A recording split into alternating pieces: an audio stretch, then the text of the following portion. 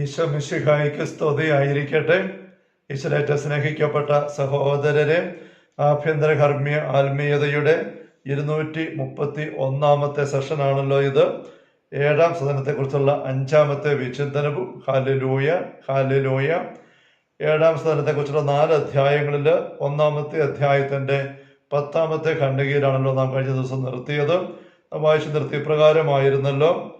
അധ്വാനവും കർത്തവ്യ ബാഹുല്യവും എന്തുമാത്രമായിരുന്നാലും ആത്മാവിന്റെ സർവപ്രധാനമായ അംശം ബ്രാക്കറ്റില് തേജസ് ഈ സദനത്തിൽ നിന്ന് വ്യതിചലിക്കുന്നതായി ഒരിക്കലും അവൾക്ക് തോന്നിയിരുന്നില്ല.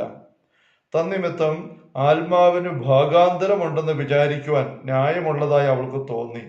ആത്മാവിന് ഭാഗാന്തരം, ആത്മാവില് പല ഭാഗങ്ങളുണ്ട്, പല ഭാഗങ്ങൾക്കിടയിൽ അന്തരമുണ്ട്. ആത്മാവ് ഒന്ന് തന്നെയാണ്, ഒന്നേ ഉള്ള ആത്മാവ്, ഒറ്റ യൂണിറ്റാണ്. പക്ഷെ ആത്മാവിനുള്ളിൽ തന്നെ ഒരു സ്പിരിറ്റ്, ഒരു തേജസ് എന്ന് പറയുന്നതും ആത്മാവും അങ്ങനെ വ്യത്യാസപ്പെട്ട് ചിന്തിക്കാനായിട്ട് പറ്റുന്നു.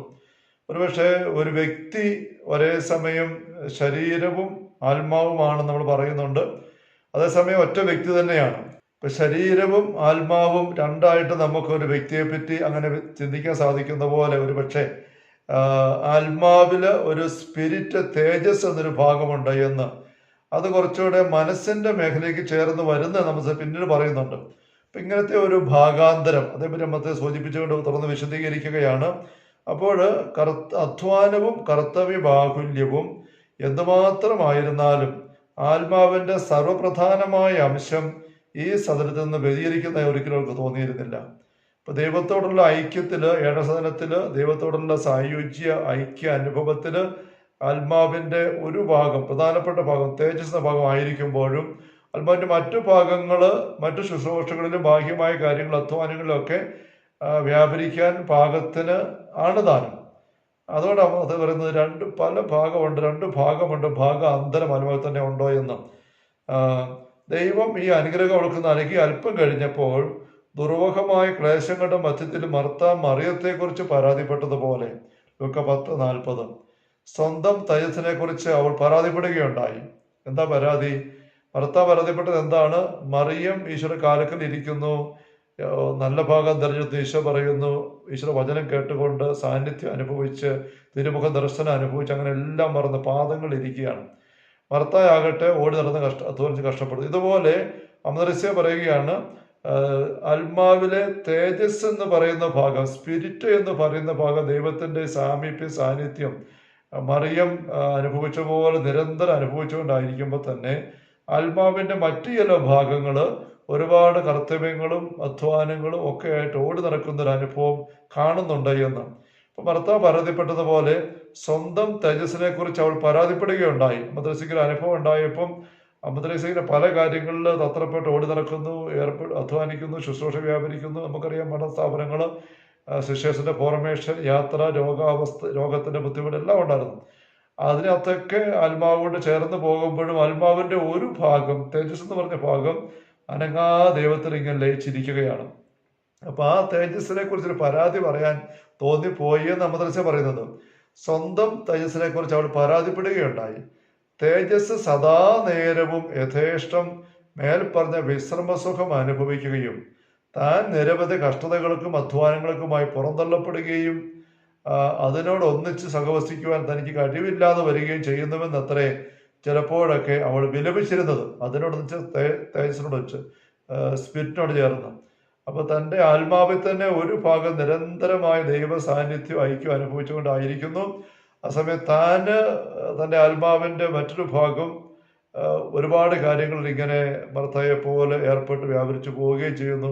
ഭർത്താവ് ഈശ്വര മക്കൾ മറിയത്തെക്കുറിച്ച് പരാതിപ്പെട്ടതുപോലെ തന്നെ അമ്മത്രേസ്യ ഒരിക്കലും പരാതിപ്പെടുക പോലും ചെയ്തുവെന്നാണ് അമ്മത്രേസ്യ പറയുന്നത്. 11-ാമത്തെ ഖണ്ഡിക.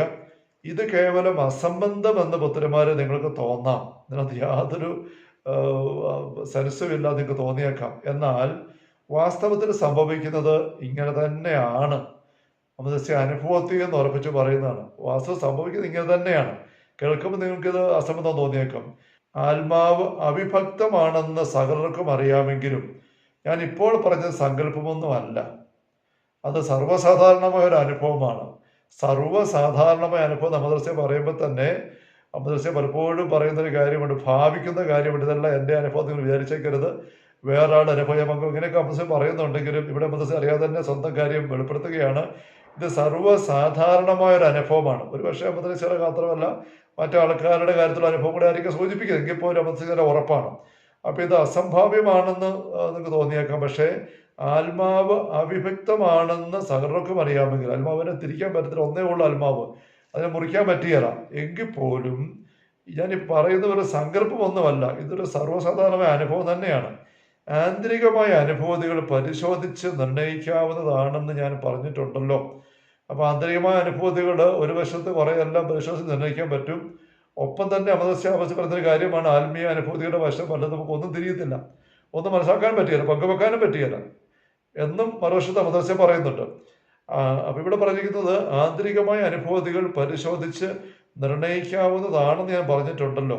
അങ്ങനെ നോക്കുമ്പോൾ ആത്മാവും, ഇംഗ്ലീഷിൽ സോള്, ചേതസ്സും ഇംഗ്ലീഷിൽ സ്പിരിറ്റ് തമ്മിൽ വീണ്ടും ബ്രാക്കറ്റ് പറയുകയാണ്, രണ്ടും ഒന്ന് തന്നെ ആണെങ്കിലും ഒരു വിധത്തിൽ വളരെ നിർദ്ദിഷ്ടമായ വ്യത്യാസമുണ്ടെന്ന് അസന്നിഗ്ധം ഗ്രഹിക്കാവുന്നതാണ്. അപ്പോൾ ആത്മാവിനകത്ത് തന്നെ ഇങ്ങനെ ഒരു ഭാഗാന്തരം അമദ്രസ്യ ഉറപ്പിച്ചു പറയുകയാണ്. അത് അമദ്രസ്യ പേരിടുന്നത് സ്പിരിറ്റും സോളും ആത്മാവും എന്ന് തന്നെ പറഞ്ഞിരിക്കുന്നത്. നമ്മൾ പറഞ്ഞ പോലെ നമ്മൾ ഒരു വ്യക്തി എന്ന് പറയുമ്പോൾ തന്നെ ശരീരവും ആത്മാവും ഉണ്ട്, തമ്മിൽ വേർതിരിക്കാൻ പറ്റിയെന്ന് പറഞ്ഞാലും മരണാവസരത്തിൽ ശരീരം ഇവിടെ അഴിഞ്ഞു തീരും, നമുക്കറിയാം. ആത്മാവ് കടന്നു പോകുന്നു എന്ന് പറയുമ്പോൾ ഒരു വ്യത്യാസമുണ്ട്. എങ്കിലും ശരീരവും ആത്മാവും ഒന്നായിട്ട് വ്യക്തിയായിട്ട് നമ്മൾ ആയിരിക്കുകയും ചെയ്യുന്നു. കർത്താവ് അവയെ ഓരോന്നിനും നൽകുവാൻ തിരുമനസ്സാകുന്ന ആനന്ദ അനുഭവത്തിന് വ്യത്യാസം അനുസരിച്ച് ചിലപ്പോൾ ഒന്നിൻ്റെതിൽ നിന്ന് വ്യത്യസ്തമായ പ്രവർത്തനം മറ്റത് ദർശിക്കത്തക്ക വണ്ണം അത്ര സൂക്ഷ്മമായ അന്തരം അവ തമ്മിലുണ്ട്. അപ്പം ഈ ആത്മാവിൻ്റെ രണ്ട് മേഖലയെ പറ്റി അമദസ്യ പറയാൻ കാരണം എന്തെങ്കിലും തിയറി തത്വം പഠിച്ചിട്ട് അത് അപ്ലൈ ചെയ്യുന്നതല്ല, മറിച്ച് അനുഭവത്തിൽ നിന്ന് പറയുന്നതാണ്. ആത്മാവിൻ്റെ ഒരു ഭാഗത്ത് ആഴമായ അനുഭവം ഇങ്ങനെ അചഞ്ചലമായ രീതിയിൽ ദൈവത്തോടുള്ള ഐക്യത്തിൻ്റെ നിലനിൽക്കുമ്പോൾ തന്നെ ആത്മാവിൻ്റെ മറ്റൊരു ഭാഗം പല പല കാര്യങ്ങളിൽ വ്യാപൃതമായി ഏർപ്പെട്ട് ദത്ത ശ്രദ്ധ ആയോടുകൂടെ നീങ്ങുന്ന അനുഭവമുണ്ട്. അപ്പം ഇങ്ങനെ കാണുന്ന അമദസ്യ പറയുന്നത് ദൈവം രണ്ട് ഭാഗത്തിനും വ്യത്യസ്തമായ അനുഭവം കൊടുക്കുന്ന സാഹചര്യം വ്യത്യാസമുണ്ടെന്നുള്ളത് അസന്നിഗ്ധമായി ഗ്രഹിക്കാവുന്നതാണ്. കർത്താവ് അവ ഓരോന്നിനും നൽകുവാൻ തിരുമനസ്സാകുന്ന ആനന്ദ അനുഭവത്തിന് വ്യത്യാസം അനുസരിച്ച് ചിലപ്പോൾ ഒന്നിൻ്റെ വ്യത്യസ്തമായ പ്രവർത്തനം മറ്റത് ദർശിക്കത്തക്ക വണ്ണം അത്ര സൂക്ഷ്മമായ അന്തരം അവ തമ്മിലുണ്ട്. സൂക്ഷ്മമാണ്, വളരെ സൂക്ഷ്മമായ സബ്റ്റിലായ നേരിയ തരത്തിലുള്ള അന്തരമാണ്. പക്ഷെ അന്തരം തന്നെയാണ്, ഉറപ്പിച്ച് പറയുകയാണ്. അതുപോലെ തന്നെ ആത്മാവ് അതിൻ്റെ ശക്തികളിൽ നിന്ന് വ്യത്യസ്തമാണെന്നും അവയെല്ലാം ഒന്നല്ലെന്നും എനിക്ക് തോന്നുന്നു. ആത്മാവ് അതിൻ്റെ ശക്തികളിൽ നിന്ന് ഫാക്കൾട്ടീസ് വ്യത്യസ്തമാണെന്നും അവയെല്ലാം ഒന്നല്ലെന്നും എനിക്ക് തോന്നുന്നു. അപ്പം ഇങ്ങനെ ഒരു ഊഹം വെച്ച അനുഭവത്തെ വ്യാഖ്യാനിക്കാനും അവതരിപ്പിക്കാനും ശ്രമിക്കുകയാണ്. ആത്മാവിൻ്റെ ഫാക്കൾട്ടീസ് നേരത്തെ പറഞ്ഞിട്ടുണ്ട്, നമ്മുടെ ഉള്ളിൽ ആഭ്യന്തര കർമ്മത്തിൽ അനേക പരിചാരകരുണ്ട്. പ്രത്യേക മദ്രസ എടുത്ത് പറയുന്നത് നമ്മുടെ ബുദ്ധി, അണ്ടർസ്റ്റാൻഡിങ്, അറിവ്, അവഗാഹം, പിന്നെ വില്ല്, മനസ്സ്, ഇത് രണ്ടുമാണ്. ഒപ്പം ഇപ്പുറത്ത് ഭാവന വേറെയുണ്ട്, ഭാവനയും വിചാരങ്ങളും മദ്രസ ഒരുമിച്ചാണ് പറയുന്നത്. ഇങ്ങനെയുള്ള കാര്യങ്ങൾ പിന്നെ കുറച്ചുകൂടെ പുറത്തോട്ട് പഞ്ചേന്ദ്രിയങ്ങൾ കിടപ്പുണ്ട്. അതിനകത്ത് പിന്നെയും പറയുമ്പോൾ ഇടയ്ക്ക് ബുദ്ധി, ഓർമ്മ, ഇതെല്ലാം വീണ്ടും പറയുന്നുണ്ട്. അപ്പം ഇങ്ങനെയുള്ള ആത്മാവിൻ്റെ പരിചാരക വൃന്ദം, അതിൻ്റെ ഫാക്കൾട്ടീസ് എന്ന് പറയുന്ന ശക്തികൾ, അവയെല്ലാം ഉണ്ടെന്ന് പറഞ്ഞാൽ അതിൽ നിന്ന് തന്നെ വ്യത്യസ്തമായ ഒരു അസ്തിത്വം ആത്മാവിനുണ്ട് എന്ന് ചിലപ്പോഴൊക്കെ നമ്മൾ ചില വിശദീകരണം പറയാറില്ല. സൂര്യനെ നമ്മൾ ചിന്തിക്കുന്നു, സൂര്യൻ നിൽക്കുന്നത് ഒരുപാട് ദൂരം നമുക്കറിയാം, കത്തി ജ്വലിച്ചുകൊണ്ടിരിക്കുന്നു. സൂര്യനിൽ നിന്നും വേർതിരിക്കാൻ പറ്റാത്തതാണ് അതിൻ്റെ പ്രകാശം, ചൂട്, രശ്മികൾ, ഇതെല്ലാം. എങ്കിൽ പോലും ആ ചൂടും രശ്മികളും പ്രകാശം പുറത്തോട്ട് വരുന്നില്ലാത്ത അവസ്ഥയിൽ സൂര്യൻ അവിടെ ഉണ്ട്.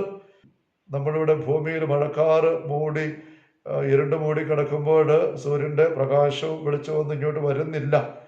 ആ അവസ്ഥ നമുക്ക് വേണമെങ്കിൽ സൂര്യനെ വേണമെങ്കിൽ ഇരുണ്ട മേഘങ്ങൾക്കിടയിലൂടെ വേണേൽ കാണാം.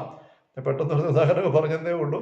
അപ്പോൾ സൂര്യനെയും സൂര്യൻ്റെ രശ്മികളെയും ചൂടിനെയും പ്രകാശത്തെയും വ്യത്യസ്തപ്പെടുത്തി ചിന്തിക്കാനായിട്ട് പറ്റും. വേണമെങ്കിലും പക്ഷെ അത് രണ്ടും വേർതിരിക്കാൻ മേലാത്തൊരു ഒന്നിച്ച് നിൽക്കുന്നതുമാണ് എന്ന് പറഞ്ഞ പോലത്തെ ഒരു വശം. മദ്രസ പറയുന്നത് ആത്മാവിൻ്റെ ഫാക്കൾട്ടീസ്, അതിൻ്റെ അണ്ടർസ്റ്റാൻഡിങ്, ബുദ്ധി, അതുപോലെ തന്നെ വില്ല്, മനസ്സ്, ഭാവന, അങ്ങനെ കാര്യങ്ങൾ ഇതെല്ലാം ഉണ്ടെങ്കിലും അത് വ്യത്യസ്തമായ ഒരു ഒരു ഒരു കേന്ദ്ര സ്ഥാനം ആത്മാവിലുണ്ട്. തേജസ്, അങ്ങനെ തേജസ്സിൻ്റെ അനുഭവം. അതിസൂക്ഷ്മമായ അനേക സംഗതികളുണ്ട് നമ്മുടെ ഉള്ളിൽ. അവയെല്ലാം ഞാൻ വിവരിക്കാൻ തുനിയുന്നത് സാഹസമായിരിക്കും. ഒത്തിരി കാര്യം നമ്മുടെ ഉള്ളിലുണ്ട്. അതേപ്പറ്റി കുറച്ച് കാര്യങ്ങൾ അനുഭവത്തിൽ കണ്ടത് പറയുന്നേ ഉള്ളൂ. ആ അനുഭവങ്ങളെ മെയിനായിട്ട് പറയുന്നത്.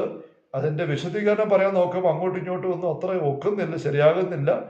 അതുകൊണ്ട് ഞാനും പറയാനതെല്ലാം വിശദീകരിക്കാൻ നോക്കിയാൽ അത് സാഹസമായിരിക്കും. നമ്മെ സ്വർഗത്തിൽ പ്രവേശിപ്പിക്കുവാൻ കർത്താവ് തിരുമനസ്സാകുന്ന പക്ഷം എല്ലാം അവിടെ നമുക്ക് കാണാം. സ്ഥലം പറഞ്ഞില്ല, ഇപ്പോൾ നമ്മൾ കണ്ണാടിയിലൂടെ എന്നവണ്ണം കാണുന്നു, അപ്പോൾ നമ്മൾ മുഖാമുഖം കാണും. നമുക്കുള്ള കഴിവുകളുടെ സൃഷ്ടി എന്ന രീതിയിലുള്ള ബുദ്ധിയുടെയും ഇന്ദ്രിയങ്ങളുടെയും ചിന്തയുടെയും ഒക്കെ പരിമിതിക്കകത്തൂടെ മാത്രം നമുക്ക് ദൈവികമായി മനസ്സിലാക്കാൻ പറ്റുകയുള്ളൂ. നമ്മൾ പലപ്പോഴും ശ്രദ്ധിച്ചിട്ടുള്ള പോലെ കണ്ണ് കണ്ടിട്ടില്ല, കാത് കേട്ടിട്ടില്ല, അല്ലെങ്കിൽ മനസ്സ് ഗ്രഹിച്ചിട്ടേ ഇല്ല, ആത്മീയ കാര്യങ്ങൾ പങ്കുവെക്കാനേ സാധിക്കത്തില്ല. തലമാണത് എന്ന് പറഞ്ഞ പോലെ അതിസൂക്ഷ്മ അനേക സ്ഥലം നമ്മുടെ ഉള്ളിൽ തന്നെ ഉണ്ട്. നമ്മുടെ ഉള്ളിലുള്ള കാര്യങ്ങളുടെ അനുഭവം നിരീക്ഷിച്ചിട്ട് ബോധ്യപ്പെട്ട് അമ്മ തെരേസ 7 സാധനങ്ങൾ ഇങ്ങനെ ഉണ്ടായെന്ന് പറഞ്ഞിട്ട് ആഭ്യന്തരകർമ്മം എന്നൊരു ആശയം ഉപയോഗിച്ചിട്ട് വിശദീകരിക്കുന്നത്.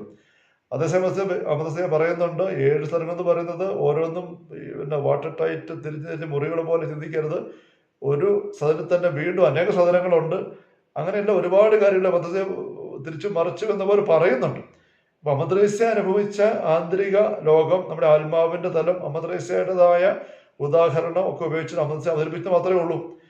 പക്ഷെ ഇതുകൊണ്ടൊന്നും എത്തിയേരാത്ത ഒരുപാട് കാര്യങ്ങൾ നമ്മുടെ ഉള്ളിലുണ്ട്. നമുക്കറിയാം, ഈ പ്രപഞ്ചത്തിലേക്ക് നോക്കിയാൽ, ശൂന്യ ആകാശത്തിലേക്ക് നോക്കിയാൽ അവിടെ കാണുന്ന നക്ഷത്രങ്ങൾ, ഗ്രഹങ്ങൾ, ഇങ്ങനെ കാര്യങ്ങൾ എന്തുമാത്രം ഇന്നും ശാസ്ത്രം അതിൻ്റെ ആഴങ്ങളിലേക്ക് ഒരു പരിധിക്കപ്പുറം ഒട്ടും എത്തിയിട്ടില്ല. അല്ല, കുറച്ച് മാത്രമേ എത്തിയിട്ടുള്ളൂ. നമുക്ക് ചുറ്റുമുള്ള ഈ ഭൗതിക ലോകത്തിൻ്റെ പദാർത്ഥ തലത്തിൻ്റെ ഉണ്മയിലേക്കും അതിൻ്റെ ആന്തരിക രഹസ്യങ്ങളിലേക്കും പോലും നോക്കുമ്പോൾ നമുക്കറിയാം, മൈക്രോ വേൾഡ് എന്നൊക്കെ പറയുന്ന ഏറ്റവും നിസ്സാരമായ അണുക്കളുടെ ലോകം, അണുവിൻ്റെ ഉള്ളിൽ അത് തമ്മിലുള്ള ബന്ധം, അതിൻ്റെ കാര്യങ്ങൾ, അങ്ങനെയുള്ള ലോകം തന്നെ വേറെ കിടക്കുകയാണ്. അപ്പോൾ നമുക്കറിയാം, ഈ പ്രപഞ്ചം എന്ന് പറയുന്നത് വലിയൊരു രഹസ്യമാണ്. ഭൗതിക ലോകം പോലും ഇതുപോലെ ഒരു രഹസ്യമാണ്. ഭൗതിക ലോകത്തിൻ്റെ പോലും ആഴങ്ങൾ കുറച്ചൊക്കെ നമ്മൾ മനസ്സിലാക്കാൻ പറ്റിയിട്ടുള്ളൂ. അങ്ങനെയെങ്കിൽ നമ്മളുടെ ഉള്ളിലുള്ള ആത്മീയ ലോകത്തിൻ്റെ രഹസ്യങ്ങളും ആഴങ്ങളും വിശദാംശങ്ങളും ഒന്നും നമുക്ക് ഒരിക്കലും മനസ്സിലാക്കാൻ പറ്റത്തില്ല. അതെല്ലാമാണ് അമ്മ തെരേസ ഉദ്ദേശിക്കുന്നത്. അതിസൂക്ഷ്മമായ അനേകം സംഗതികളുണ്ട് നമ്മുടെ ഉള്ളിൽ. അവയെല്ലാം ഞാൻ വിവരിക്കാൻ തുനിയുന്ന സാഹസമായിരിക്കും. നമ്മെ സ്വർഗത്തിൽ പ്രവേശിപ്പിക്കാൻ കർത്താവ് തിരുമനസ്സാകുന്ന പക്ഷം അവിടെ ചെന്ന് കഴിയുമ്പം ദൈവം തിരുമനസ്സാകും. എല്ലാം അവിടെ നമുക്ക് കാണാം. അവിടുത്തെ കാരുണ്യത്താൽ സർവ്വരഹസ്യങ്ങൾ നമുക്ക് സുവിദിതമായി ആക്കുകയും ചെയ്യും. അതുവരെ നമുക്ക് ഇത്തരം കാര്യങ്ങളൊക്കെ മനസ്സിലാക്കാനേ പറ്റുള്ളൂ. മനസ്സിലായ കാര്യങ്ങൾ നമ്മൾ ആധികാരികമായിട്ട് തർക്കത്തിൻ്റെയും പിന്നെ വിഷയമാക്കേണ്ട. അതിൻ്റെ അനുഭവത്തിലേക്ക് നമ്മൾ ഇറങ്ങി ദൈവം നയിക്കുന്ന വഴി പോകാൻ തയ്യാറാവുക എന്നുള്ളതാണ്. Hallelujah, hallelujah. കർത്താവേ ഈശോമിശിഹായുടെ സമൃദ്ധമായ കൃപയും അനുഗ്രഹങ്ങളും പിതാവായ ദൈവത്തിൻ്റെ അവർണ്ണനീയമായ സ്നേഹവും പരിശുദ്ധാത്മാവായ ദൈവത്തിൻ്റെ നിരന്തരമായ സഹവാസം എല്ലാവരുടെയും കൂടെ ഉണ്ടായിരിക്കട്ടെ, ഇപ്പോഴും എപ്പോഴും എന്നേക്കും. ആമേൻ. ഈശോമിശിഹായ്ക്ക് സ്തുതിയായിരിക്കട്ടെ.